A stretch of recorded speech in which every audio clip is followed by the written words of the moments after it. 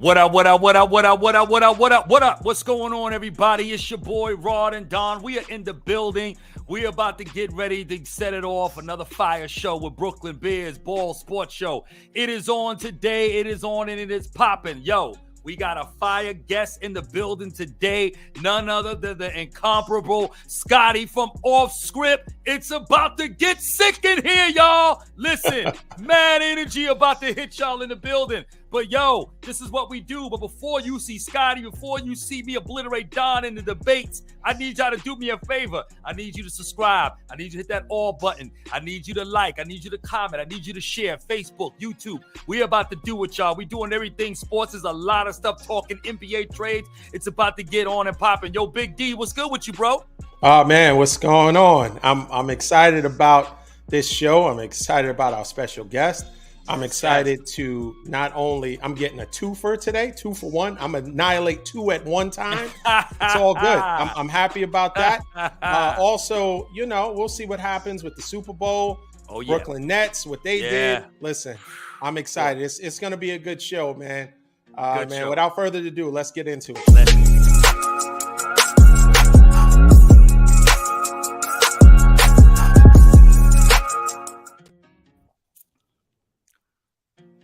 Wow. Listen, we have Scottay from Off Script in the building.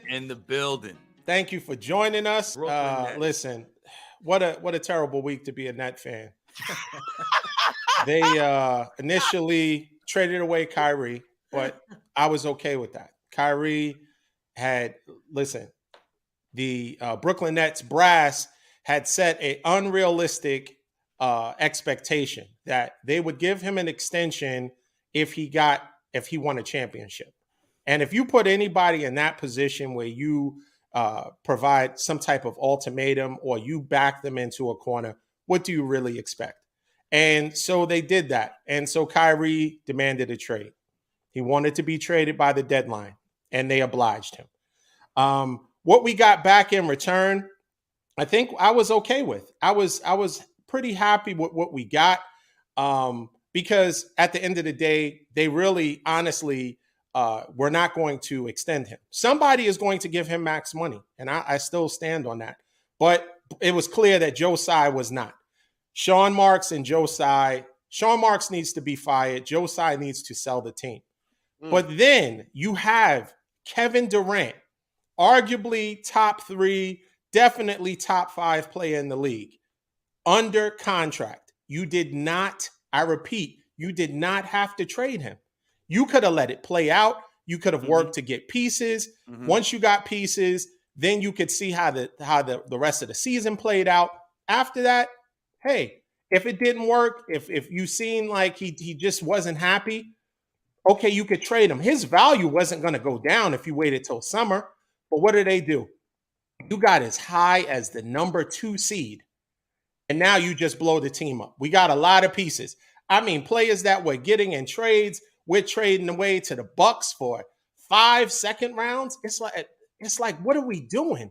And so the only thing that the Brooklyn Nets got out of this was Joe Tsai was able to save $108 million. That's all we got. And we have a team full of nice players, nice role players, but we have no superstar. So our chances, we'll still be in the playoffs. I mean, because the East is weak. Let's face it. Everybody migrated to the West. So the West is going to be difficult. And I will tell you this. Kevin Durant's trade hurts everybody. I know you guys are Laker fans and Mavericks fans and all that. It hurts everybody. It would have been better for him to stay put. And hey, they kind of muddle through the East, make a run at it, maybe second round departure, whatever the case may be. Obviously, once Kyrie left, if Kyrie was still here, I'd like our chances to win it all. But once that didn't happen, it's going to hurt everybody. But what do you guys say? Go ahead, Scotty. I'll go after you. Go ahead. All I feel right now is, you are a little. You're a little emotional, okay? I can just feel it's just oozing out of you, the emotions. Like, I'm just like, it was bad for everybody. No, it's just bad for you. It's just bad for you. It ain't bad for everybody. The Suns loving it, okay? They are absolutely ecstatic. Absolutely.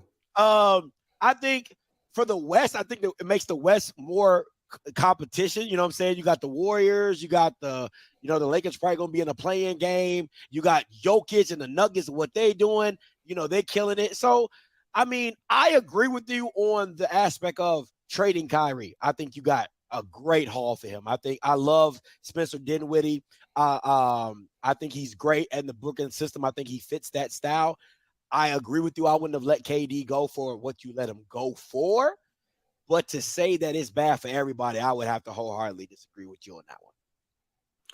Yeah, let me unpack a couple of things you said, Don. So number one, you indicated or implied that the Brooklyn Nets brass, Sean Marks and Joe Tsai, put Kyrie in the corner. Kyrie put his own self in the corner. Okay, they had every right to put a caveat in that max deal that he wanted. No way. You can't be a businessman of any kind, of any sort. At the end of the day, it's about the bottom line. That's going to always trump any level of stardom that a player is going to bring, particularly a guy like Kyrie, who brought nothing but heartache and anguish, okay, to that organization and to the fan base there. So they had every right to do what they did, and they put it in there because why? They wanted to trade him. They wanted him to do what he did, and he bought right into the trap, which was to what? Get him to then request a trade. So I like what they got back in the trade. Okay, I agree. Dinwiddie's been there before. He knows Brooklyn. He knows the system per se. I mean, he knows a different coach at the time. He was under Atkinson at the time when he was there, but he knows the system. He's a really good player. Okay, but at the end of the day, that I think Sean Marks and Tsai, or particularly Sean Marks, the GM, he was in over his head. See, what they're not used to having stars in their prime. The Nets had it before when you had you had KD, they brought Paul Pierce over, but those guys are like 99 years old at the time when they banded together in Brooklyn. They don't know how to handle superstars like that. You need a Pat Riley. You need a Phil Jackson. You need a Popovich. You need people that ain't having it. Trust me, if they had that kind of leadership in the Nets organization, them guys would have still been playing. Trust me, they would have been playing, or they would have been gone a long time ago, because that ain't happening. We saw LeBron try to muscle in Miami. Didn't happen. When you wanted to get Eric Spoelstra fired, Pat Riley said, not happening. He's your coach, and they end up winning 2 chips out of 4 trips to the finals. The thing when you look at the KD trade, though, I agree with you.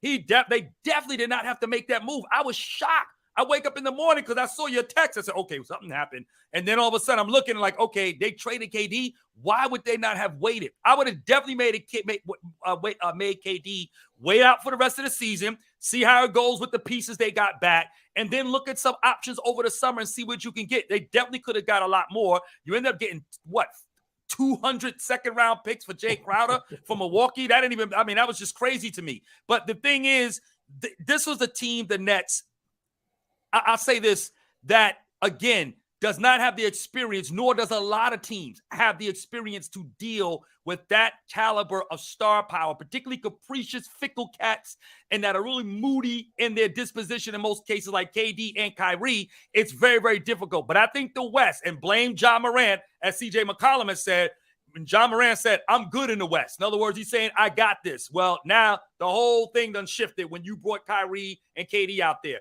I like Denver and Phoenix in the West as far as the conference finals, but we still got to see how all that's going to fit. You know what I'm saying? Because Paul is going to still be somebody that's, he's the injuries, different things. He's a true point guard, which is what KD need, which he's never had before. So that will be interesting. But I'm going to tell you, D, and I got to agree with Scotty on this, man. It is a bad week to be a Nets fan, man. I know you are hurting, bro, and my heart goes out to you. I feel for you. Listen, neither one of you guys care. Listen, neither one of you guys care. And there's a little bit. We care for you, though. There's a part of both of you guys that kind of love that the Nets failed so terribly. But listen, it happens. We have gone through lean years, and I'll say this: the fact that Scotty says that doesn't affect everybody. Yeah, it obviously the direct beneficiary and the team that benefits the most obviously is the Suns, right? But it makes it very, very hard for the rest of the teams, and both of your teams happen to be in the West. So it's going to make it challenging for you guys to get obviously to the Western Conference Finals. And regardless if you think, oh, KD's hurt, and I'll say this, we don't need CP3 to be the CP3 that he's always been. Campaign can hold it down for what they need. Talking about for hurt, he's always hurt. Like that's the CP you don't need. He's always hurt. Right. What I'm saying is Campaign can just fill in for that position. He's a scorer, though. And they're going to be.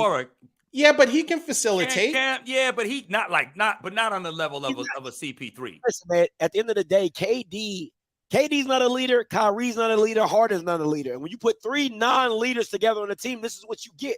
And you need a CP3 that can manage. He can manage expectations. He can manage ball control because he can tell KD, no, I'm not about to pass you, so you can stand up there and isolate for 15 to 20 minutes. You know? No. That's not KD's game. That's not KD's game. He's not. So KD, you're saying that KD is now. You might have had him confused with your team. That's what Luka does. Luka dribbles the ball for 23 and a half seconds and then forces someone, shoots a pass in the corner and expects them to hit. Is this not the same KD that said, I'm glad I'm in Brooklyn so I can play more isolation basketball, because he got upset with the Warriors that they wouldn't let him play isolation basketball? Are we not?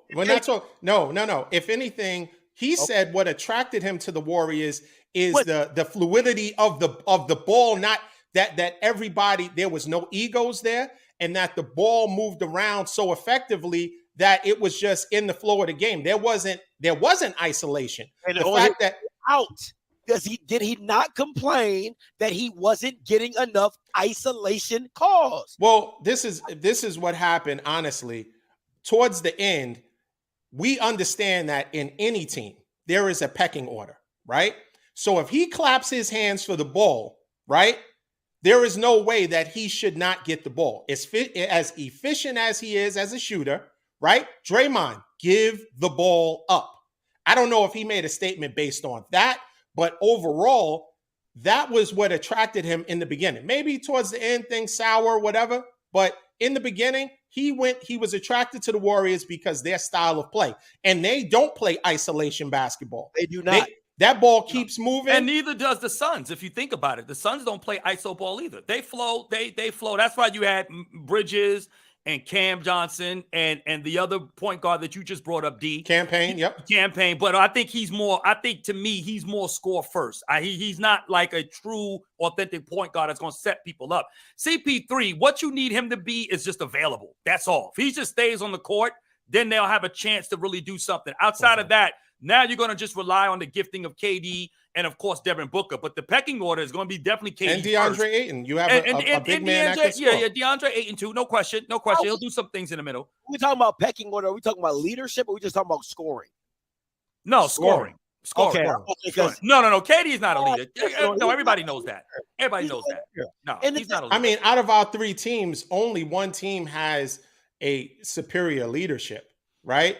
And that would be the Lakers. You don't have a leader on your team either. And for the record, you're a Dallas Mavericks fan, right? I'm a Dallas Mavericks fan, and that's why I didn't want Kyrie, because we need veteran leadership even with Luka, because at the end of the day, he can run that team strictly off his talent. He's the most talented player. So they're like, hey, we're going to look to Luka to lead us, but he's not a leader. He leads with his action, not verbally. Kyrie is the wrong person to add to that mix. It's literally the Celtics all over again. That's when he's walking into a situation to where young talent that has been successful. Let's not act like the Mavericks has not been successful. No, they have, but young talent. Okay, outside of they was Luka, in the conference finals last year. No, last year. Okay, but outside of Luka, who else do you guys have? Right, you don't have a team there though. We just traded away Dorian Finney-Smith. That was a huge part for us going to the defensively. Defensively, we had the shooter. We have the shooter. We got who else? We got you got Hardaway Jr. You got Bullock. You got Bullock, right? Bullock, okay. Yeah. But those are role players. They're roles. When he played with the Knicks, he's just a guy. Who else? Played with the Lakers too. Yeah. You got which court? What's the guy?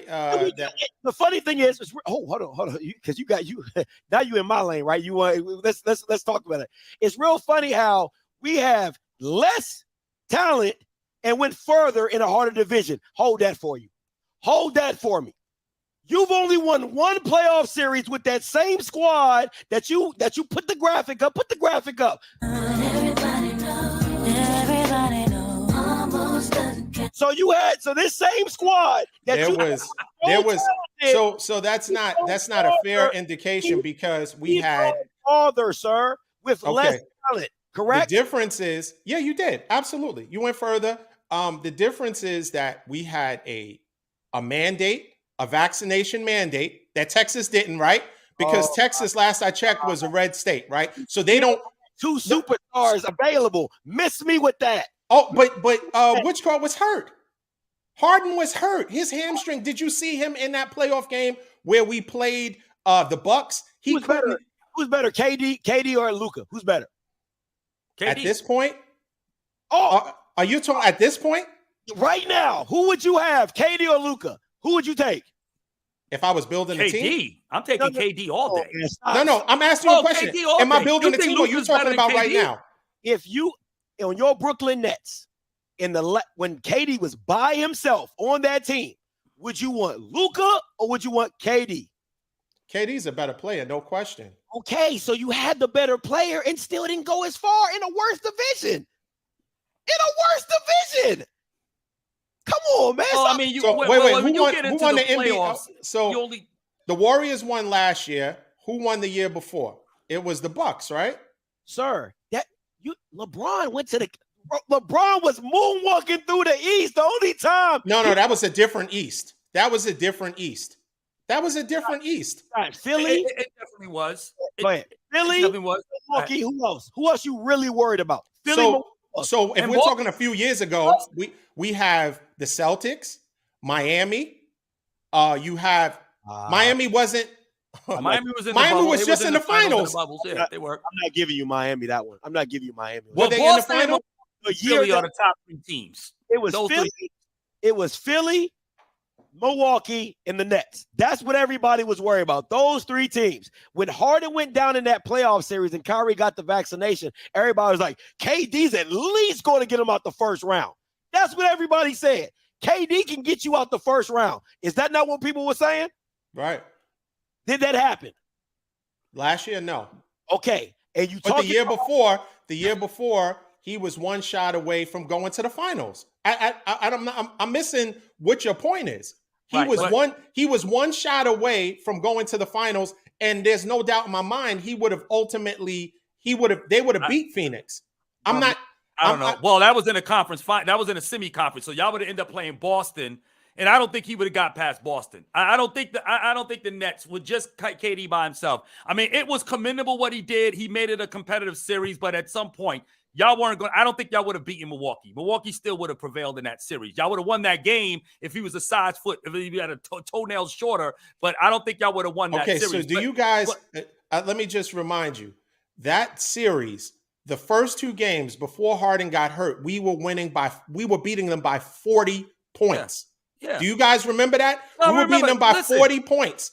And then Middleton was playing well for the Bucks, right? Because honestly, I talked to my boy who's a Bucks fan. You can't win without Middleton. As great as Giannis is, he needs that second player. So Middleton was playing well during that series. So if anybody loses their Robin to their Batman, right, that is going to hurt them scoring wise. Unfortunately, we had one person that really wasn't available due to vaccine, and you could only play home games. Well, he played in the playoffs, but the chemistry by that time was already shot.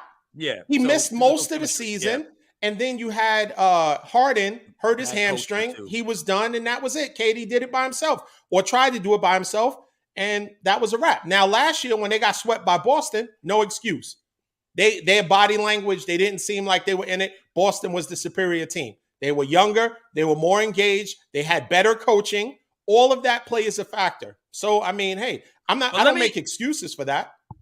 Let me speak to Scotty's point, though, about you had mentioned about not maybe wanting Kyrie there. Let me Dan, this is how I see it. Number one, I think Mark Cuban was under pressure because he's been ridiculed in Dallas, at least with the fan base there, that he's not doing anything to help Luka. So he had to make this move and bring Kyrie. I think the Kyrie trade is not as bad because you have to get Luka some type of help. Now, mind you, you get no defense with Kyrie. The defense was bad anyway. Jason Kidd is actually a defensive-minded coach, but he's got to be able. But he lost Finney Smith, so that was his best wing defender right there. So this team definitely took another step back as far as any type of defensive prowess or having ability to play some formidable defense. So that's not going to happen. But at least you get Luka. Here's what this whole deal to me was about. You get Luka some help for the next 3 months. You consider Kyrie if he decides to sign, or if Dallas will offer him, which I believe they may or may not. I don't think so, but Kyrie may not even stay there, because now there's talk he may even try to hook back up with Phoenix, which I definitely don't think they'll touch him when he becomes a free agent. But you have to at least give the fan base, along with Luka, to say, hey, look, we got another star to pair with you, somebody that's on your level of stardom, that is skilled with the ball and that can score.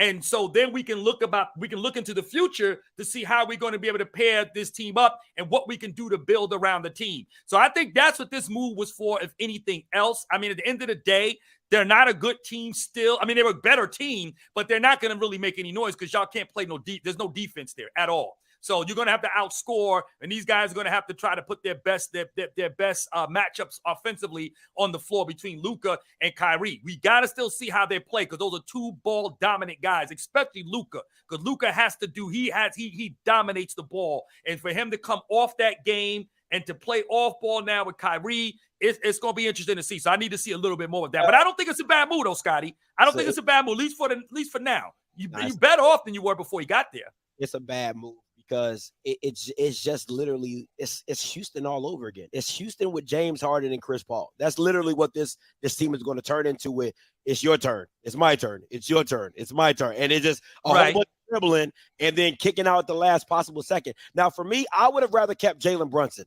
I loved definitely should have kept Jalen Brunson. I think he's worth a max contract because of what he was able to do when Luka goes out, as well as when he was partnered with Luka. He could control it, and he managed the floor really well. I thought he deserved that money, and I was really sad to see him go for the team. Yeah. But, listen, man, I at the end of the day, it is what it is. We'll see what it comes of it. I don't see much happening. I just want to be very clear that we went to the conference finals, and we didn't have no we've been there. I just want to be very clear. We've been there. So that is true. We ain't got no big three. That's true. That's true. Well, it is what it is. Listen, congratulations to you for having Kyrie. Congratulations to the Phoenix Suns for getting KD. Listen, what can I say? We've been fleeced. Our ownership, they underachieved. Listen, there was no need to trade KD. I don't know if they wanted to save money. I don't know if they wanted a plethora of draft picks for what. But I mean, am I now not a Nets fan? Absolutely not. Of course I'm a Nets fan. Of course you are. We'll see. And if you guys make all these moves and it doesn't end in champagne, it's prolonged agony. You guys can switch positions with me. We could switch hats, switch sweatshirts.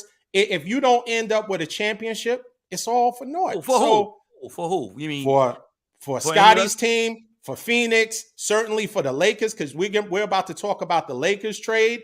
Y'all got rid of what you saw, what they said was a vampire and the cancer and all this other stuff. So we'll see what happens. But I tell you what, though, it's never going to be of epic proportions like what y'all had. If the Mavericks and Lakers don't win a championship this year, which neither team is expected to win. Y'all were expected to win with the big three. And y'all, it was an epic fail. It was an epic fail. Epic fail. The funny thing is, like, the Brooklyn Nets are like the poster child for failed big threes, because you took the Boston Celtics big three, you tried to bring them over to the Nets, that failed epically. I mean, you gave all your draft capital away, and then you try to do it part two, and you failed at it again. This is true. I mean, listen. It all goes back to the ownership. It all goes back to the general manager, because look at who our owners were over those two horrible decisions. Now, this decision I don't call it horrible. Ownership doesn't matter.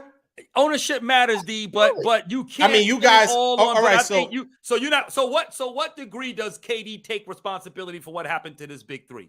How much of the onus do you put on him? Are you I would say Kevin Durant his percentage of blame should be about 40%. Kevin Durant, 40%. 60. 40. You say 60. Why? But y'all state your case. Why y'all say that? Give those percentages. I'm just interested. Well, we're in the time where teams need a star and a co-star in order to be effective. Look at all the teams that have been successful. You've had a 1A, 1B player or another person that while you're getting rest, unless your team is stacked and you're super deep. But every team that is in contention to win this year's championship, who won last year and the last couple of years, you need a 1-2 punch. So Kevin Durant made a mistake. He selected poorly. He brought Kyrie in, who basketball is not his main concern. That's not his focus.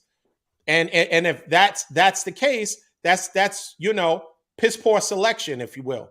If he had selected someone else, I'm not mad at him, and I don't think he should have just stayed with the Warriors because the Warriors are successful in winning, because he was in a situation where he couldn't win. Going to the Warriors, that's a sucker move. You make a decision, and it's a bad decision, and now you get backlash from that too. So I'm glad that it seems like Kevin Durant, for the most part, is making business decisions that benefit him the most. We already had in our last episode was talking about the whole thing about bus rider and all of that stuff. And we already understood that if KD is a bus rider, so that's why you're frozen. That's why you're frozen, because you're saying foolishness. Because at the end of the day, if you picked your compadres, like that's like saying, like if you go to basketball and you do a pickup, and I pick up 3 guys and they all fail, is that not on me? Is that not on me? It is on me. So he can't get 40% when he the reason, oh yeah, I want to bring my guy. And your guy dropped the ball on you. You get 60 of this pie and you better eat it. No, he gets a brunt of this. He gets the brunt of this, man. So ownership is not responsible for that? Because they catered to KD. Yeah, they catered to KD. Yeah, it's an owner's league.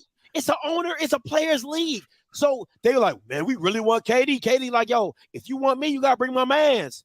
Okay, we'll bring your mans. And that's what happened. And so they didn't want, and it didn't work out. It's on him. It's on 60% of KD. I can't give him 60%. Oh my God. Because his willingness to play was never the problem. He unfortunately tethered himself to someone that he picked. He picked him. Yeah, he picked him. So you got to know your mans. That's like me. If I go into a situation and I know I'm about to go fight, I ain't going to pick a guy who can't fight. That don't make sense. So you see. He picked somebody who is a top 5 scorer, but from a standpoint of off the court, he has some other stuff that. So let's face it. Let me ask you this. Do you think that situation was blown out of proportion about the social media post, the link to the Absolutely. Okay. Oh yeah, that definitely was. Yeah, no question. So some of it was, I'll say this: Kyrie is not an easy person to get along with, right? We have heard different stories. We don't know him personally, but we've heard a lot of different stories about how he is in the locker room, how he can be, kind of to himself. He can be standoffish, all of that stuff. And he made a poor decision by still selecting him as his teammate. But is that going to, if we look at dysfunction of other teams, how other teams were paired up, it doesn't always work out. So I'll give an example. The failure of the Lakers is totally on LeBron. 60% should be on LeBron because he picked Westbrook. No, you're basing it off of the Westbrook that you think you're going to get. The hustler, the person that is a triple. And we got that Westbrook, but that Westbrook just didn't fit. So that's all on LeBron. So that would be 60%. Yes. A matter of fact, more than that even. I would give them more than that. I don't think, because again, you brought in a guy that you knew could not fit. He was not, in other words, Kyrie and Russell Westbrook didn't change their stripes. They were who they were when they came in through the door. You knew what you was getting. So Russell was not Kyrie as far as off the court distraction, but his style of play was not going to fit the Lakers. And that's exactly what happened. That's definitely on LeBron. And KD, you brought in a guy like Kyrie. He blew it up in Cleveland. Stopped talking to his teammates during the playoff run when he was there with LeBron. In the last season he was there, demanded a trade, went to Boston, blew that up, messed that whole thing up, and you knew he was going to do the same thing in Brooklyn. KD knew that. What KD was concerned with was, I need my own team because I did a sucker move in Golden State. Laban and those guys and their brass said, this is still Curry's team, and he didn't like that. It didn't go well with him when they was at the celebration with the finals, and they were saying that this is Curry's team. They were the homegrown. KD felt like an outsider. He felt alienated. So what did he want to do? I need to go win my own championship. I'm gonna bring a guy who I know can bust Curry's cheese, because Kyrie could definitely bust his cheese. I'm gonna go ahead and bring him in with me, and we're gonna win this together. Didn't take into consideration the cancerous, deleterious, poisonous type of thing he was going to bring into that organization. And he did just that and then some. So that's, you got to put a lot on KD. Only thing I'll say about the brass with the Nets, I said it already, they're not experienced enough to handle those type of personalities. Every move that was made, they blew up their team. They brought in Harden. That didn't work. They got Harden out. They brought in Simmons. That didn't work. Everything that they did because KD ultimately was the one that signed off on it. It wasn't about Kyrie. Well, they didn't even really care what Kyrie wanted. It was all about what KD wanted. And KD want what he wanted. He got it. And what happened? It failed. Same thing with LeBron. But at least LeBron did deliver a championship. He did that much. So you got to give LeBron that. KD didn't do that.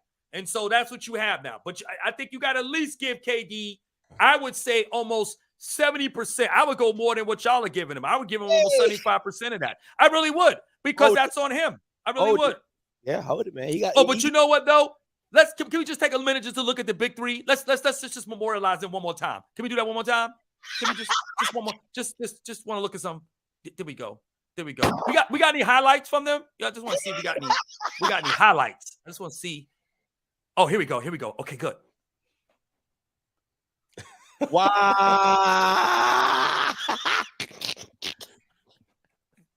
Thank you. I appreciate that. I'm glad. Yo, listen, this is what is effectively known as an ambush. I've been ambushed. Popcorn. I was just getting my popcorn. I didn't get a chance to get my popcorn. This is what you call an ambush. Oh, that was funny. Thanks for watching. That's cool. Wait, it's all good. My popcorn. Where's my popcorn? It's all good. It's all good. Listen, what can I will say this. I just got to take it. It's the facts. Yeah, it's the facts. What am I going to say? We'll see that one of them is now your problem, and we'll see what KD does in Phoenix if they're able to, get a championship going.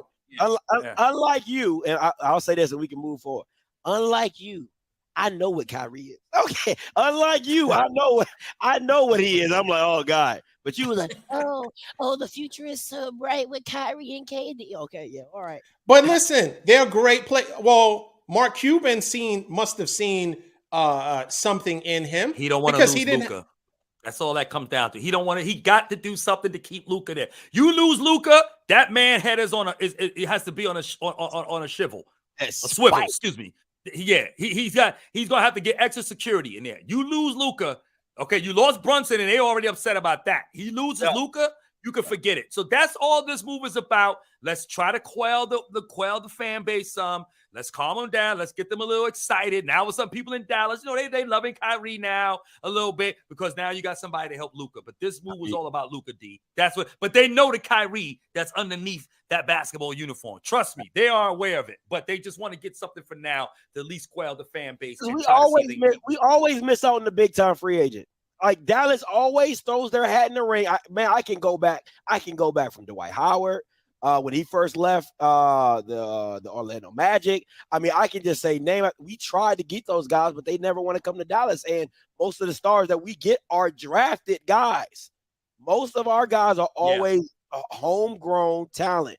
Dirk, Steve, Luka. Like, these are drafted guys. You know what I'm saying? The only person, Jason Kidd, when he first got there. Like, you know what I'm saying? So it's we have a system I guess it's just a Dallas thing about drafting. Yeah, because even Dirk was, for all intents and purposes, he won that one chip by himself, right? Yeah. He didn't have a tandem.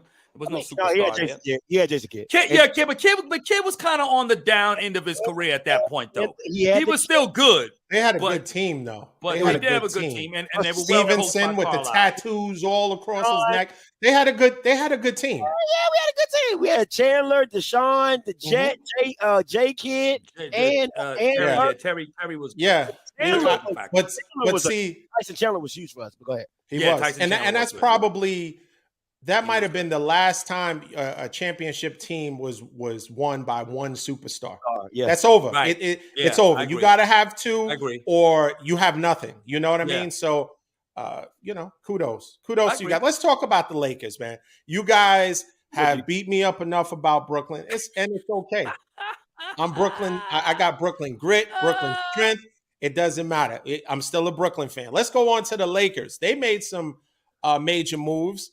LeBron, I'll basically say this. They got D'Angelo Russell. They got rid of Russell Westbrook, sent him. He's probably going to get a buyout. But believe it or not, as crazy as that seems, that there are teams that are interested in him. He's supposed to be linked to possibly Chicago, possibly the Clippers. So people like his hustle, and it just wasn't a good fit. Sometimes that's what happens. But the Lakers, I think, have gotten better. They got some more shooters. They already picked up Hachimura. So that was an added shooter. Hachimura, yeah. He played well last night. Actually. Good temperament. Just below the radar, comes to play. Doesn't like a lot of fanfare. He has the curly fro. He got the little kind of Asian fusion hair. So it low to the ground, good player. Of course, they got rid of what's his name? Brian. What's the guy? They got rid of Bryant. Brian and my man, my little wild defensive cat. Why am I drawing a blank right now? Why is my brain? I got a mad brain fart going on. Dag, what's this? Everybody knows this dude. Jesus. What's the dude, y'all? Oh, it will come to me. But Lord. In any case, the Lakers made some moves. They're currently in 13th place. What do you think? You know what? No, it is. Right. I mean, listen. That's all right. No, Brooklyn, that's fine. Brooklyn, we got gutted and we're still in 5th place. Pat Beverly. And the Lakers are in 13th place. And I don't think, even with us getting gutted, we'll ever go to the 13th place. I'm gonna be honest. And it's the East. You could say it's easier, whatever, less stacked, and it is. It is less. It's not that much easy though, but it's you got Cleveland. You got good teams in the East. I mean, not as good as the West, but you still got good teams in the East. Point though, it's not as good as the West. That's the whole point. Right. But I mean, it's good enough for the Nets to end up in a play-in. I mean, who you relying on? Your new kid that's all of a sudden coming out of. We won't be in 13th place. Whatever his name is.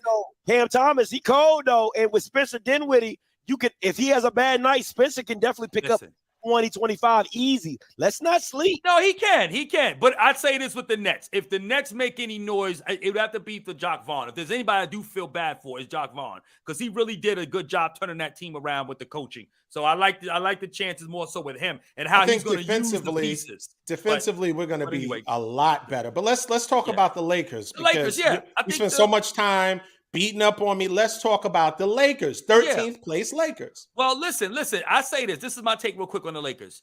It was one Russell for another, right? And this, to me, and as I told you this already, D, this was more about the Lakers getting rid of someone more about than what they gained. I don't care if they got Mickey Mouse in return for Russell Westbrook. I just wanted to get Westbrook out of there. Okay, too erratic. He got into it with Darren Ham the other night during in halftime when they played OKC. The night LeBron broke the record. Again, he's just incorrigible. He's unmanageable. his attitude. He can't acquiesce. He feels like he's still the player he was. And to some measure, on a bad team, he might be. But he's not that dude anymore. I'm glad he's gone. It was so refreshing to watch him last night, even though we took the L last night. But I felt like just not him having a court. Everybody just felt less pressurized. There was no pressure to please him, to have to control the ball, to even get him to come off the bench was a task earlier this year. But he was even able to do that, but still it was a problem. He's gone. D'Angelo, I like. You got a 40% shooter from three at 39, close to 40%. He shoots 82% from the free throw line. He's giving you 20 a night, almost 18 to 20 a night. So listen, definitely an upgrade, okay? And he's matured. He's not the immature player he was when we drafted him. So he's much more mature. He's grown. He had an all-star bid under his belt now. He's good. I like that. Beasley's another good guy. Play some D, shoot close to about 37% from the three-point line, which we do need some shooters, so he's a pretty decent shooter. He's going to give us some points. I like the fact that he's a nice little piece there. And Vanderbilt is a very good defender as well, and I think he's going to actually play well for us. You know what I'm saying? So you got him, you got Hachi. I call him Hachi because I can't always enunciate his name well. The guy you just mentioned. Hachi's in there now. I like that we kept Austin Reeves. He's a nice little piece for us. So I like what we're looking like. But here is my concern with the Lakers. I still don't like Darren Ham as a coach. I still don't think he knows how to use these guys. Okay. And I don't know if he knows how to really mesh these guys and get them in their roles the way they need to be. And then, of course, AD's health is going to always be a concern no matter which way you look at it. I don't expect the Lakers to do much. I do expect us to at least get into the playoffs. Can we win around? I doubt it. The West is way too loaded. Too many good players there, but I love the trade. I think we definitely upgraded. I was sad to see Bryant leave, but he wanted to go because he lost the playing time when AD came back. Plus, he's a free agent. So, he's trying to, play for some money, trying to play for a contract, which I totally get. But I like Mark Bryant. I thought he was a really good center for us. I'm going to miss his energy and his tenacity around the boards. But, yeah, I like the trade overall. What do you say, Scotty? Listen. As long I'm agree. As long as you can get Russell Wilson, I don't care if it was for a bag of Dorito chips. Like the Dorito chips out there just trying to play some right. Dog, I'm telling you, just get rid of him, man.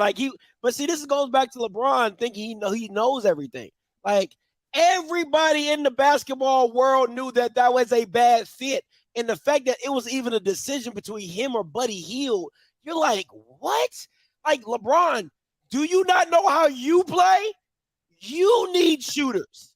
So why would you even try to add to the floor where Russell and you play the same game?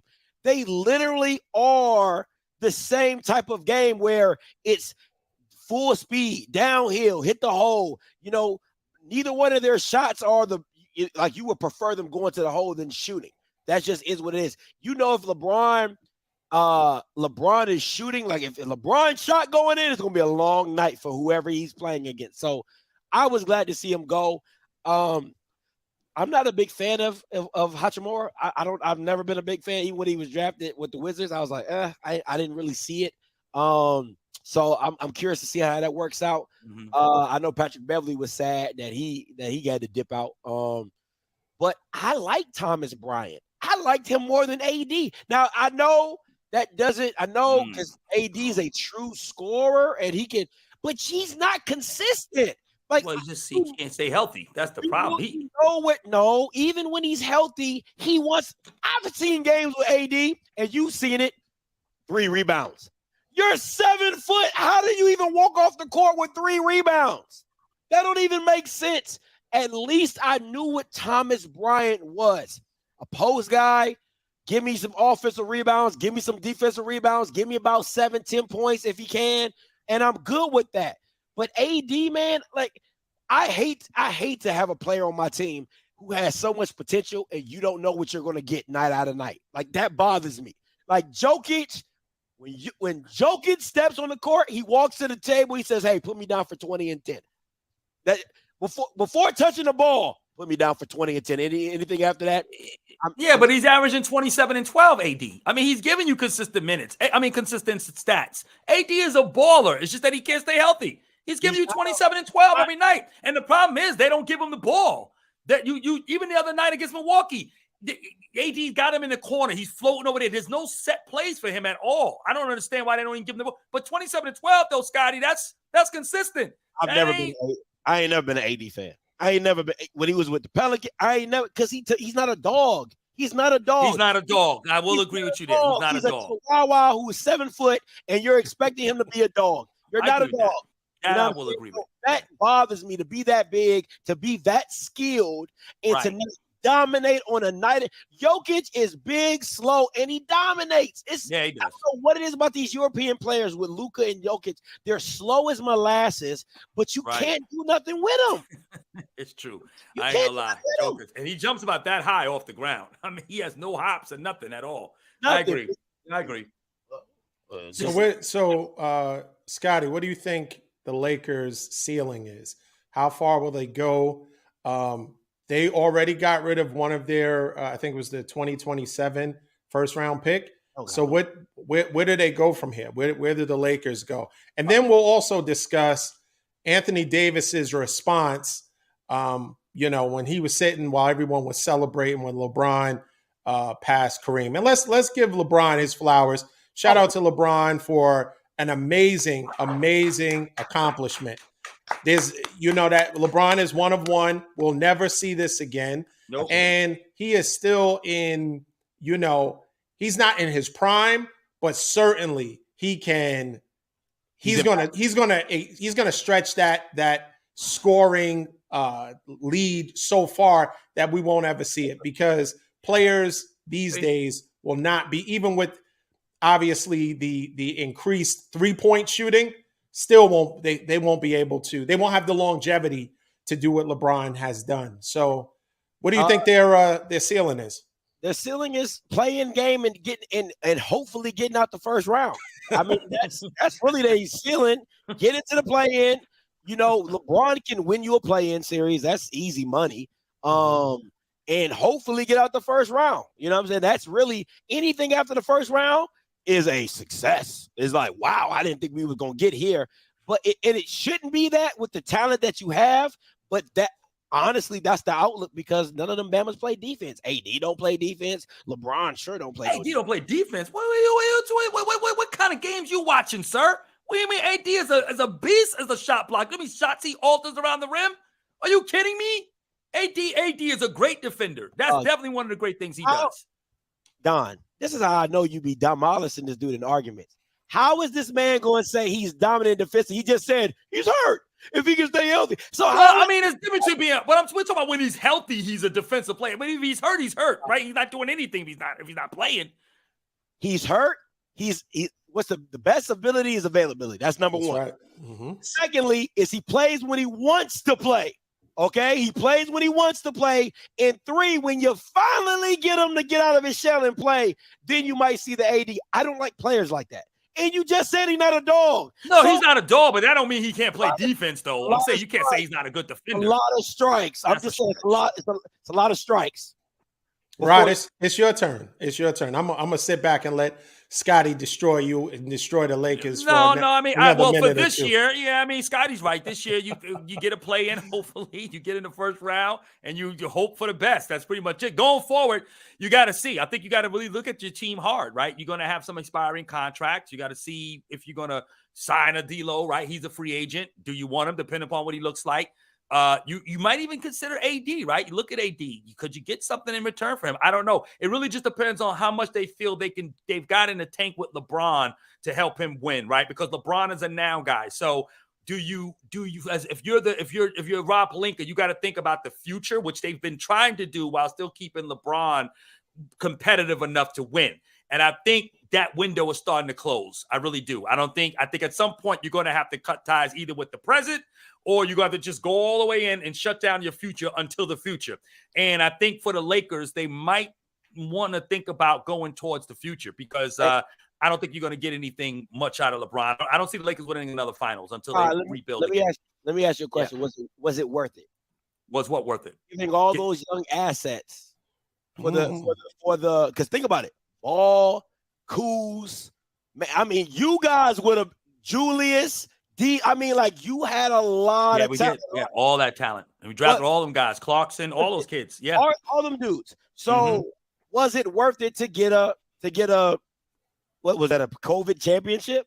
Oh, yeah. Well, I'm going to tell you the truth. I think to some degree, and I don't mean to be duplicitous in my answer, but yes and no. And here's why I say that. Yeah, the reason why I say it's not all in vain, because you're the Lakers, right? You are synonymous to championships. You got to win, right? So you bring LeBron, you keep credibility with a high-level superstar because that's what the Lakers need in order to be the Lakers. Yes, albeit it was a COVID, but you still get it, right? Now, on the flip side of that, I think the young talent we had was great, but unfortunately, what the Lakers did wrong, they hired bad coaching. When you hired Luke Walton to be your coach, you decimated the team. He can't coach for crap. That's why Sacramento let him go. Mike Brown, look what he's got them boys playing right now. Yeah. Sacramento is killing it right now because Luke could not get the best out of those players. He's trash. So we wasted years when we ended the back end of Kobe's career with Byron Scott, who doesn't play young players. He only likes veterans. Then you brought in Luke Walton. All the years we had Luke in there, Luke didn't know what to do with the talent. He couldn't bring these guys up to the next level. He couldn't coach them up. So I think they would have gone to waste anyway because Luke Walton was just a bad coach. So they fired Luke, and then they brought in Frank, and who was a defensive-minded coach, and was able to get the Lakers to where they needed to be. And he wasn't even their first choice. Tyronn Lue was their first choice, and they weren't able to bring him in. But that's a very good question, Scotty. And my answer to that question is yes and no. If we had a better coach, I wouldn't mind keeping them. That's fair. Yeah, that's a fair. That'll work. Okay. All right. Yeah. See. All right. Okay. So 2 quick questions, and then Scotty, we got to ask you about the state of the HBCU coaching.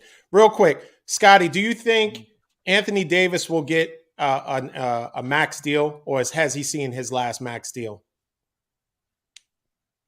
I think a team is always going to be desperate enough to have a superstar. And sadly enough, I don't believe he's a superstar. I do not believe that. But you're always, listen, man, you're worth what somebody's willing to pay you. So I think somebody, come on, like if Sacramento was like, you'll come here if we give you a max, sure, come here. Like it's just because you want to be relevant, and then you got AD. AD makes you relevant. I wouldn't pay AD max nothing without it would have so many caveats and injury clauses. Every time that boy is sitting on the bench, you give him back $1 million. Man, you'd be broke before you get out with the contract. But I agree. I agree. Somebody's going to pay him a max deal. Okay, and Kyrie, will he get a max deal? I think no. If I'm being honest, I think you'll have to be like Detroit Pistons. Any team. It doesn't matter. They don't have to be a contender. They don't have to be a great team. Well, any team. So this is the argument we've had. Yeah, he's setting you up, Scotty. No, I'm not setting him up. I'm asking, do you think any team will be willing to give Kyrie a max deal? Yes. It's always going to be somebody desperate enough to bring that level of talent in and just see if it works. So, yeah, I agree. Somebody's going to give him a max deal. Sorry, Rod. I know you wanted a different answer, but that's the fact. As long as you're producing, you'll get a max deal. Detroit with young talent like that, just using him because he said Detroit is. I'll say this real quick. I know we got to move on, but no, I don't believe Kyrie will ever see a max deal in his life again. And I agree with you, Scotty. A Laker fan, love AD, but I don't think AD would get one because of his injury history. I don't think a team will pay him that level of a max deal. He'll get paid, but not a max. So I agree with you with AD. But I don't agree with Kyrie. That's what me and Don argues about. I don't think Kyrie would never see a max deal in his life. And Dallas is not going to give him a max deal. I don't think that they will. Let me ask you this. I'm gonna throw this back to you, right? You don't think a team like the Wizards wouldn't pay him a max deal to come and play for them? No. Oh, you're mad. No. Too destructive. He's destructive. Not because he can't play. Not because of what he won't bring on the court. He's just too destructive, especially with a young team. You saw what he did in Boston with that young team. You got to think about it as a business owner. If I'm the Wizards, I haven't been relevant. The only thing that's making me relevant right now is Kuzma. And if I bring in Kyrie Irving in that city, I'm going to get a draw. I'm going to get a draw. I tell you what you could do. And this is what Brooklyn could have done. They could have traded. You trade Beal. You trade Bradley Beal. You get so much great picks for Bradley Beal and maybe another superstar or a halfway superstar. for Beal, and you bring in and you could rebuild that team. I wouldn't put no money into Kyrie Irving. No way. We'll see That's soon. what Brooklyn should have did. Brooklyn should have said, yo, give us Beal and we'll give you KD. Y'all would at least been able to have something of another star. I would have need somebody. I need Bradley and something else. Exactly. That's not a good trade. One for one. Yeah, because Bradley Beal has been sitting on the bench for a long time, getting big money. So no, that's not a fair trade. Even with KD's injury and the knee and he's still more productive than Bradley Beal has been. He is, but I still think Bradley Beal would have been. Look, Dinwiddie is a good player. He's a good player, but you're not going to build. But it's okay. Dinwiddie. Listen, we don't have to rehash the abuse of the Nets. You're in 13th place. We're in 5th. Let's move on. Now, until next week. But go ahead. Yeah. No, we won yesterday. What'd you guys do? We lost without LeBron, and we played. We lost a really good competitive team. And we had our two new acquisitions were sitting high-fiving while we won. But that's cool. It was Chicago. And we didn't have anybody playing for us either. We was shorthanded. Did you see the plethora Anthony Davis played? Anthony played. That was it. Is he a top 10 player? Is he a top 10 player? And they had Middleton. They had Giannis. They had Holiday. How many? Matter of fact, can somebody pull up his points? What did AD have? What did AD last have? night? Yeah. I think he had 25. I think around 25. 25, 26. Y'all keep going. I'm gonna pull it up. So we got a W, and so it is what it is. I didn't recall who y'all played. Who y'all beat? We played Chicago. Okay. Oh, he had 23 and 16. That's not bad. 23 and 16. He had 20. Hey, Shooter had 25. That boy be balling. I love Shooter. But I love Shooter, but Shooter he don't set up. He's another score mentality point guard. He's supposed to be setting AD up. AD, how many attempts did he get, Scotty? Can you check that real quick? Not enough. Not enough to get the win. So what difference does it make? Y'all beat Chicago. We lost to a full complementary of players in Milwaukee. Okay. Chicago had a full complement of players. But they're not Milwaukee. No, they're not. Of course not. They're not. All right then. So and we didn't have LeBron. He was 9 for 22. He had a lot of 22. Yeah, he had 22 attempts. That's still, he should have shot better than what he did. Okay. All right. He didn't have a good game. All right. So moving on. Let's finally talk about the state of HBCUs, the coaching carousel.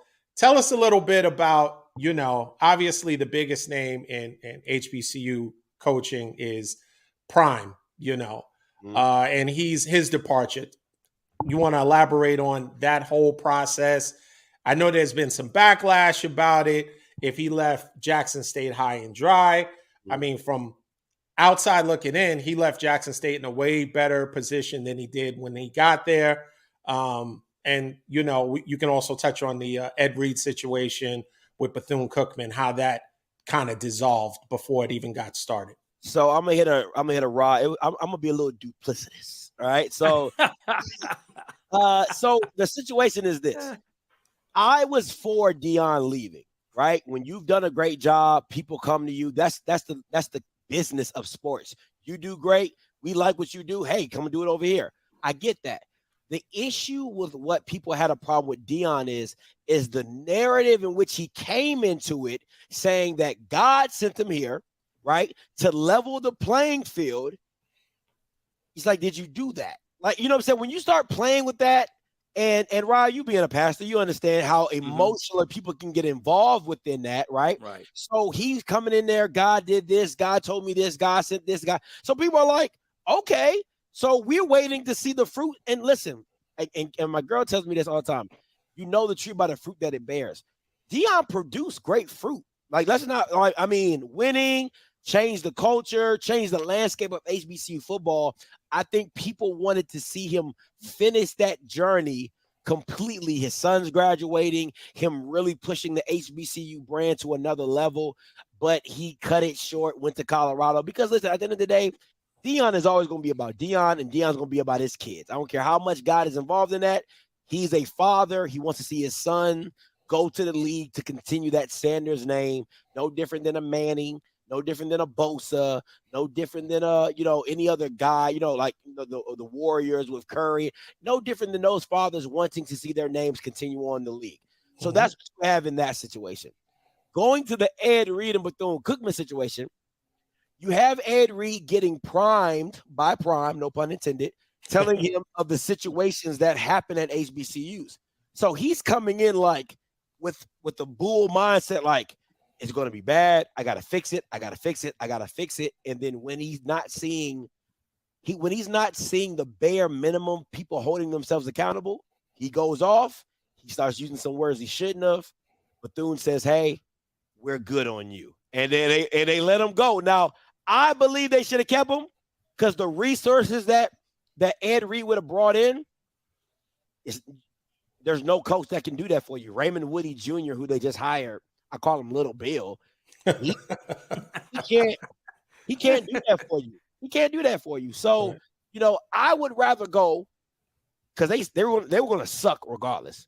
I'd rather go 1-10 with resources than 1-10 and be broke. That's just me. I'm just, what I'm saying? 1-10 and be relevant, or 1-10 and be in pure obscurity. You know what I'm saying? So that's just me. So they went with the lighter option. They got a yes man essentially. But you guys can speak on how you feel about the situation with Prime, and and do you think that how he came in, because that's really what it was about. HBCU alums are like, bro, look how you came in, bro. You came in like a whirlwind, changing everything, and then you just dipped on us. So it's well. Let me ask you this though, Scott. If I got you this question, so what did you think about? Just going to Ed Reed real quick. Do you think he should have put the school on blast with the live video, or should he have taken that behind the scenes and talked to the administrator, talk to the AD about what was going on and what he saw? How did you think he should have handled that? I'm a you know me, I'm a blunt person. So I'm always going to be champion. Hey, put them Bama's on blast. But HBCUs are really finicky about listen, Deion did the same thing. He just did it smoother. Deion would smack you and you didn't know you got smacked. Like that's how good Deion was. He'd be like, hey, baby, I wish I could find somebody to cut this grass. Oh, and with a smile, he'll have his chains on. You be like, yeah, Deion, why can't we find nobody to cut the grass? So, but Ed Reed, like, man, these MFers, they can't cut the grass. It's different. Yeah. It's just different in the approach. So, I had a guy call in and said Deion's Martin Luther King and Ed Reed's Malcolm X. It's the same. They're trying to get to the same goal, but you just going, who do you want to roll with? Different methods. You know what I'm saying? So Scott, I have a question. Do you think, is it normal that Ed Reed would be hitting the ground running and his contract not be ratified? Because he started making news almost a month before it ultimately came out that Bethune-Cookman, ultimately decided not to ratify his contract. And another question, what do you feel the state of Jackson State is now, post Prime? How are they faring? Were they left in good hands? Will they be able to continue the success, or will it drop off with his departure? To answer your first question, most coaches actually come into a situation. I don't know if you heard that Deion, the team was like, we don't have Deion's money. Like, we got to raise it. You know what I'm saying? So a lot of situations come where teams are ratifying contracts and crossing T's and dotting I's. You just never think it was going to get to the point where you have to dismiss a guy. You know what I'm saying? But it usually happens in a lot of situations because the coach wants to hit the ground running because of recruiting. You know what I'm saying? Recruiting never stops. So I can't afford to sit back a month and a half and wait for a contract while everybody around me is out recruiting me. You know what I'm saying? Absolutely. So that usually happens. With Deion, I'll say this. You'll never replace Deion. Listen, Deion, like you're left in good hands. It's like this, right? It's like it's not your mama, but it's your aunt. It's like it ain't bad. But it ain't your mama. You know what I'm saying? It ain't never gonna be your mama. She ain't gonna never take care of you like your mama. So Deion he's just a different level of taking care of, like funding, financing, a lot of resources that just come with his name and recognition. You don't have that anymore. You know, you're not the fanfare. You're not the talk of the town anymore. You're not ESPN darling where everybody's like, we want to put you on television. They like, oh, you playing? Oh, okay. You know, that's cool. You know what I'm saying? Right. I hope you win. You know, Right. you know, we went for the Gipper. You know what I'm saying? So Right. what they went with a former alum who's a legend at Jack State. His name is TC Taylor. He's a former alum. So he's going to have a care and a pride about the school. But, you know, they're going to live off that Deion name for only so much. And then they're going to go back to, it's going to go back to, you know, I said it's going to be like back to life, back to reality. They're going to come on down. Reality, right. They're going to come down and be a normal SWAC team. And do normal things again. So, you know, yes, to answer your question, they are in good hands. They're going to get taken care of, but never to the level of what Deion had them. It's just not possible. Absolutely. Okay. And now, what do you think about? Let me ask you a question. Do you think his coaching ability will translate to a Power 5? Now that he's in Colorado, he has a big game. I think September 29th. Against USC. So he has it's going to be really interesting how, you know, and this might be on a larger scale. Do you feel that he used, whether in a negative way, do you think he used HBCU as a stepping stone, or do you think he could have made that move directly to a Power 5 based off his name? Nah, never. A white school would have never gave Deion the opportunity. Never. Unless it's Florida State. If Florida State would have been sucking, they would have been like, hey, man, we suck. Like, just come save us. You know what I'm saying? I think they would have given him the opportunity. No other Power 5 was going to give Deion an opportunity with no coaching experience in college. It was not going to happen. And a lot of schools are just like, if you can do that at Jackson, and they don't got nothing. We got $1 million worth of stuff of facilities. We got hot tub and cold tubs. We got indoor, outdoor. Boosters out the wazoo. They got money to burn. They got money to burn. We got weed all around us just making money. You know what I'm saying? That's true. That is Colorado. true. Yeah, it's true. We got weed galore all around us. Smoke what you want, liberals. We love black people. You know, they're like, I got black friends. You know, it's that type of environment. Right. You're right.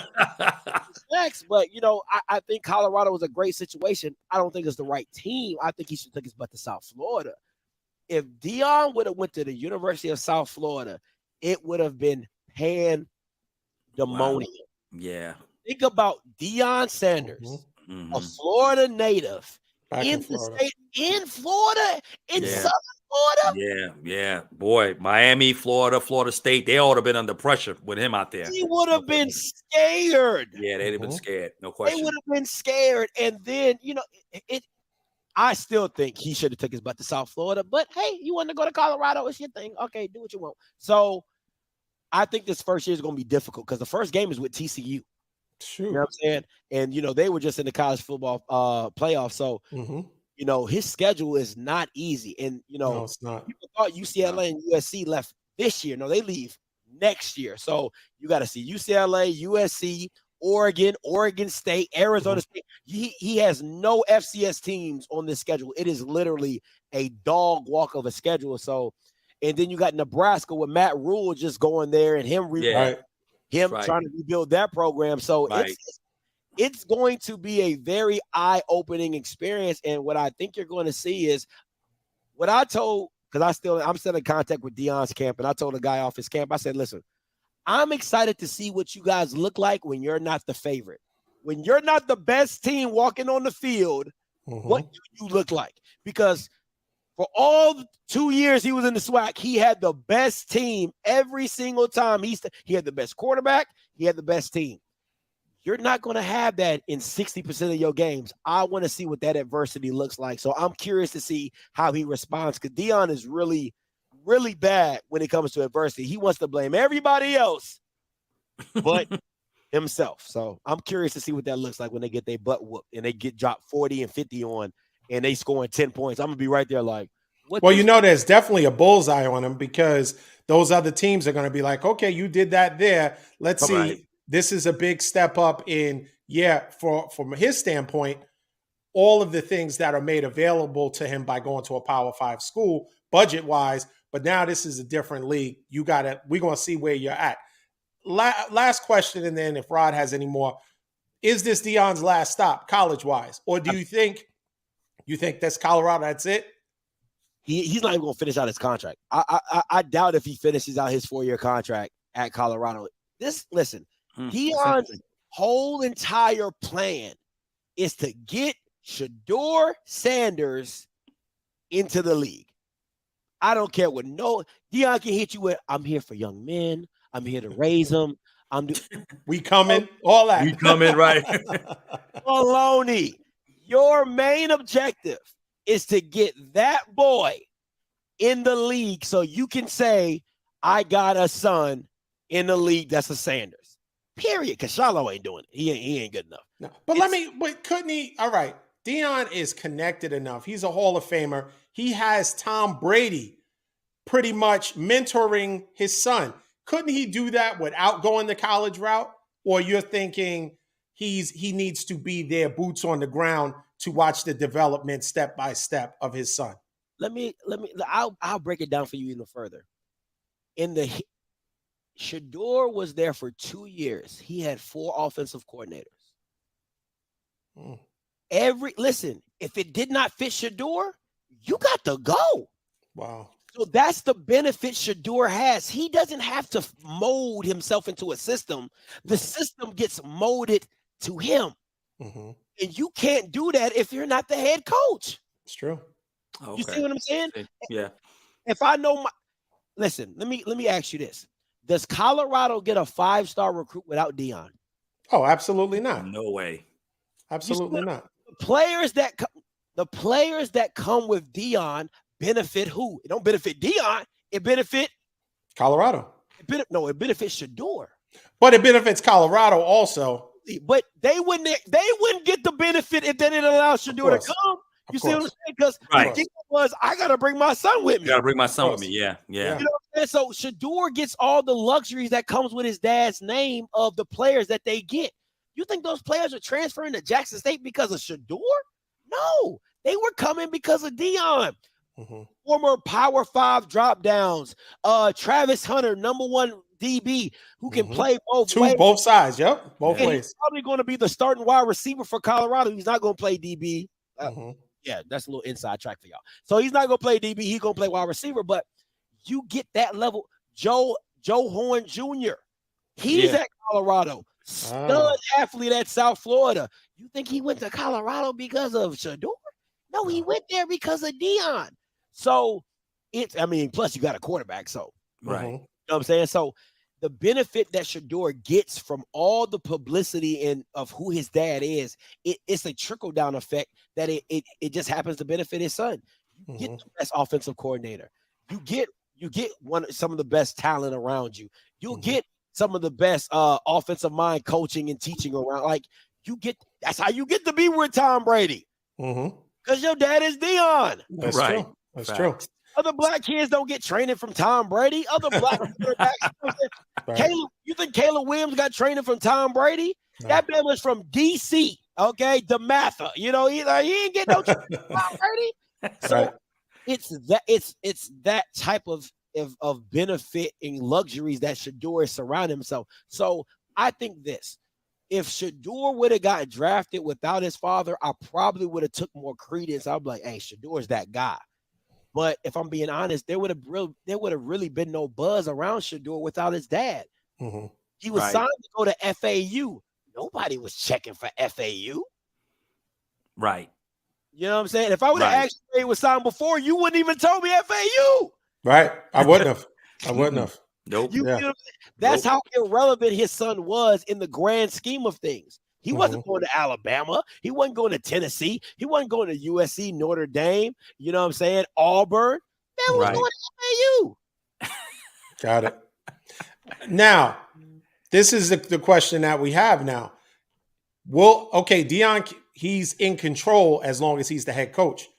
Will he be able to he can't determine. I mean, you could do an Archie Manning type of thing and say where your son won't go if he's drafted, but the control ends once his collegiate career ends.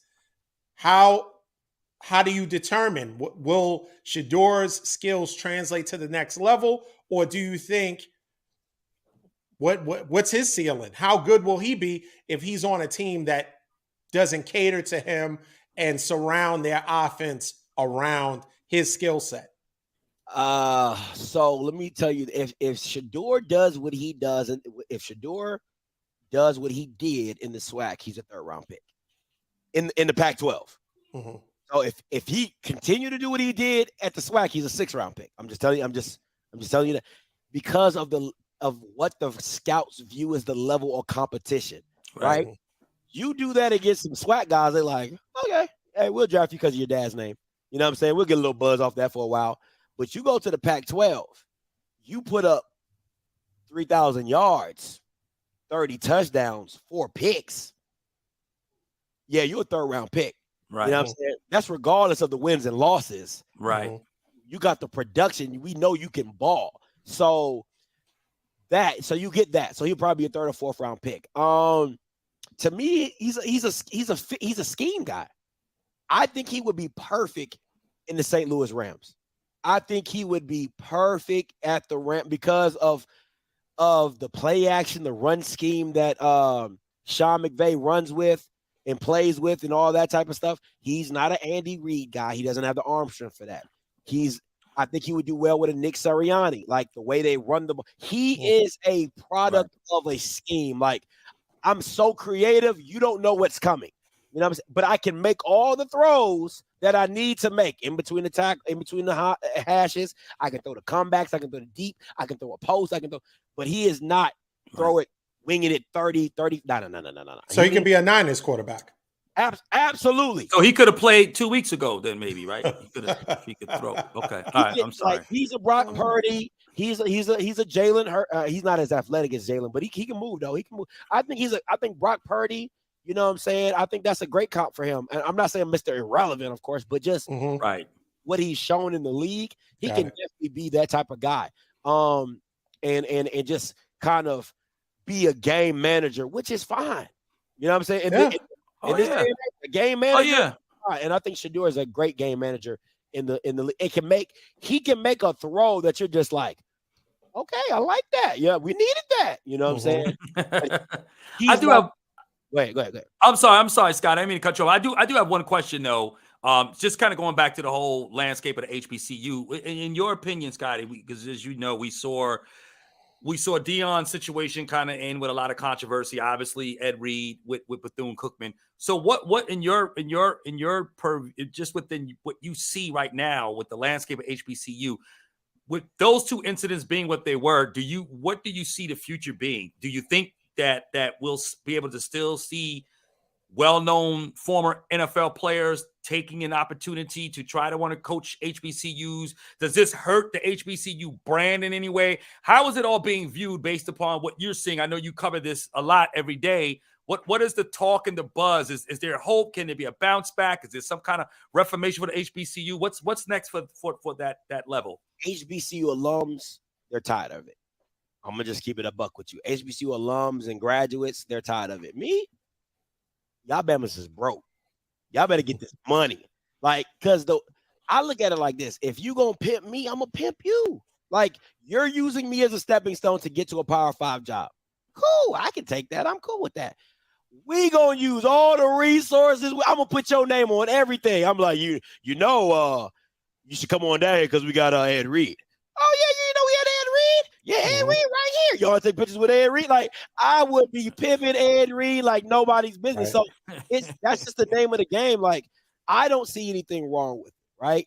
You know, HBCU alums, they're like, we don't need that. We just need a good, solid football coach.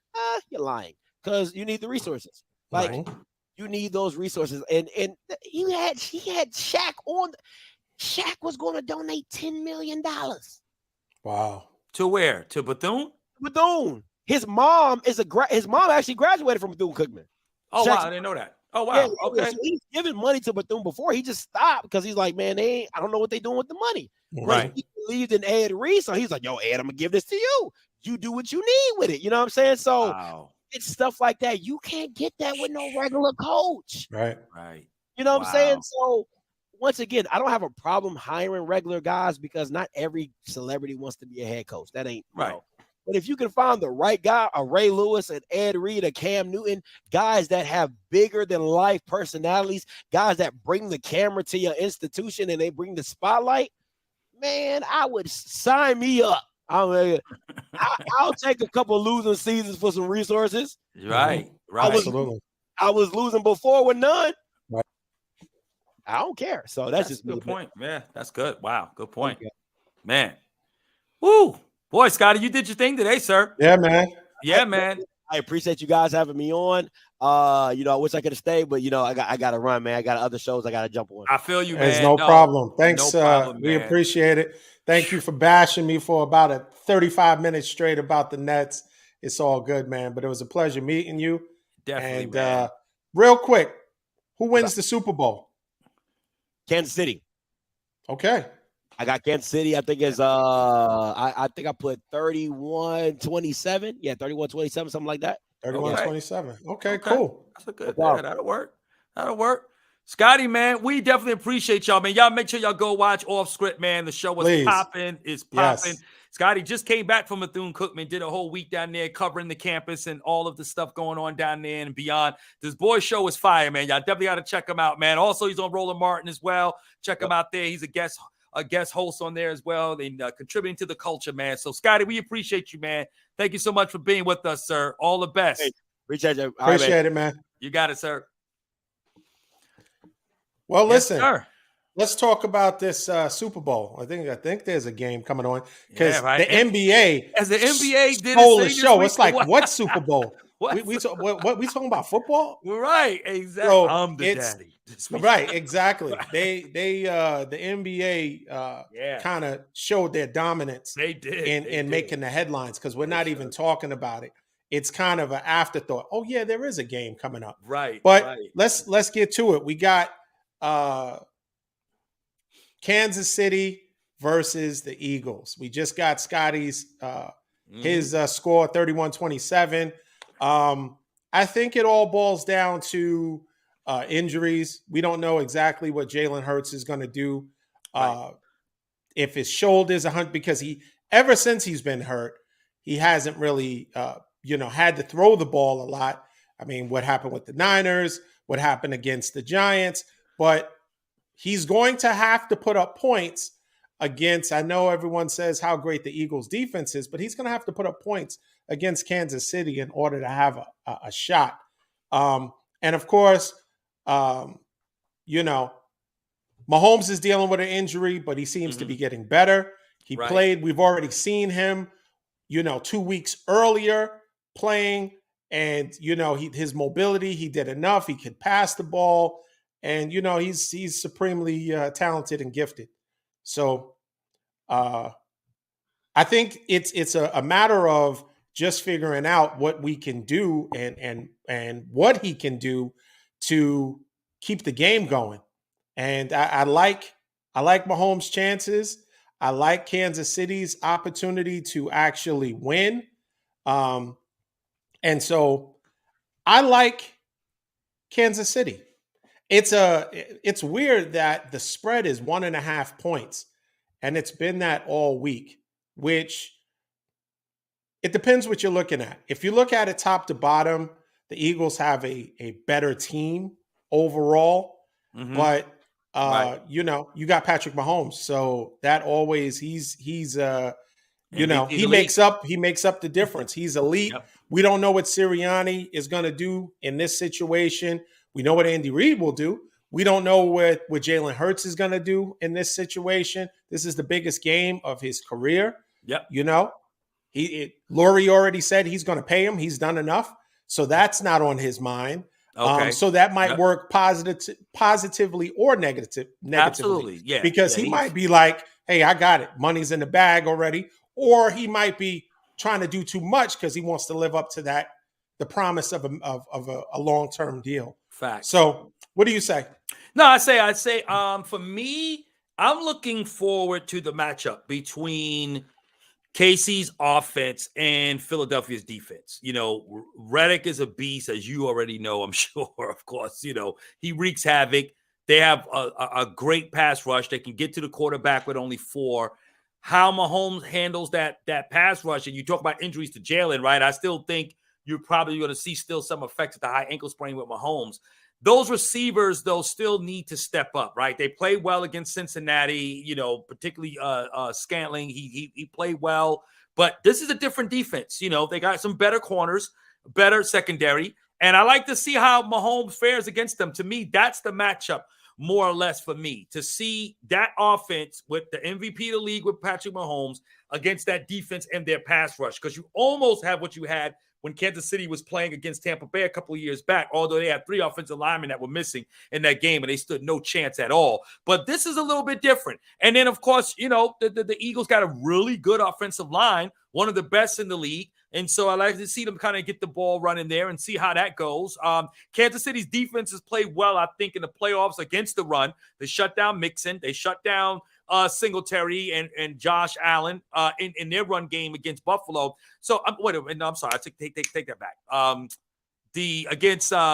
sorry, they beat Cincinnati, right? Who else? Golly, I'm drawing a blank.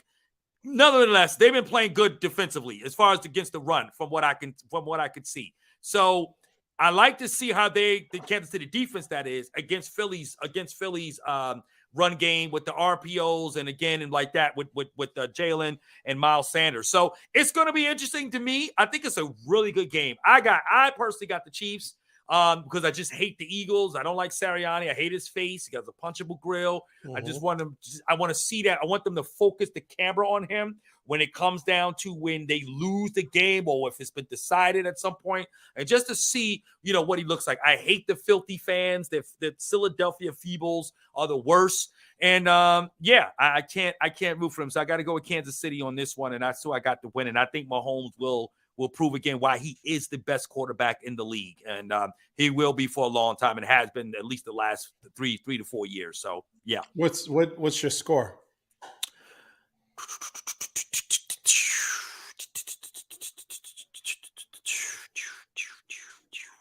Boy, you know what? I'm going to go 30. I'm going to go 33 and a half, right? I'm always picking odd numbers, right? Right. Right. 33.2. Exactly. No, I think I'm going to go. Actually, I am. I'm going to go 30. I'm going to go 34. 34. 34-28. 34-28. Yeah. Okay. 34-28. Now I'm going to break down a little bit for you. Okay. So this is just my. Is that just let us know? Is a Don Spiracy moment right here? We got to find something to take off my hat. These segments here. We got to put up something. No, I'm gonna take off the hat so you know the difference. I know the difference. Okay, this is a Don Spiracy moment. Don Spiracy moment. So this is what I think is going to go on. The point spread is 1.5 points, right? Right. The Eagles are favored by 1.5. The Eagles are favored. Are you kidding me? Really? Yeah. Are they? I mean, I've been so consumed with NBA news this week. I hadn't had a chance. Yeah, actually, are they really? The Eagles are favored to win. Yes. Wow. Okay. So this is if you look at it, it depends what Vegas wants you to do. Okay. Do they want you to pick the team that top to bottom is a better team overall, or do they want you to narrow it down to ultimately the quarterback play? Because clearly Patrick Mahomes, 2-time MVP, as he was just awarded, is a better quarterback than Jalen Hurts. Correct. Right? Correct. And so I think that by that 1.5 point spread, they are begging you to take the Eagles. And this is what I ultimately think is going to happen. Okay. I'm going to go against you and Scotty on this. Okay. And I'm going to take the Eagles. And this is the reason why I'm taking the Eagles. The Eagles are, and let me tell you, the sports books, 75% of all bets are on the Eagles, which normally is a recipe for disaster, right? Wow. Because they have to only 25%. So 70%. So that is to include. So you're saying 70% of the bettors 75. 75% of the bettors are going with the Eagles to win. Are betting on the Eagles. Wow. So in order for Vegas to make money, the Eagles need to lose, right? Of course. But this is how it happens.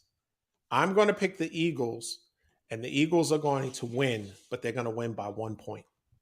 So my score is going to be Wow, that's interesting. the Eagles 28, the Chiefs 27. Wow.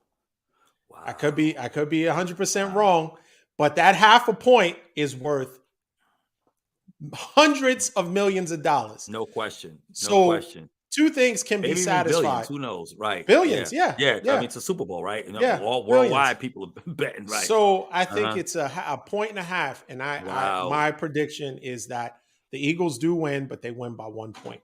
Wow, D. So we will see what happens. My hat is off. This is a Donspiracy coming to you live and in the flesh.